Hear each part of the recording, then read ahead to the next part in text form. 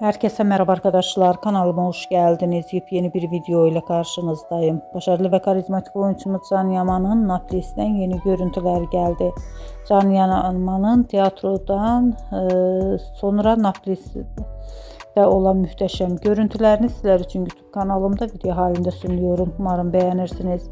Arkadaşlar, videomu beğendiyseniz kanalımı izlemeyi ve bildirim butonuna basmayı unutmayın. Şimdilik benden bu kadar olsun. Yeni videomuzda görüşmek üzere. Hoşça kalın.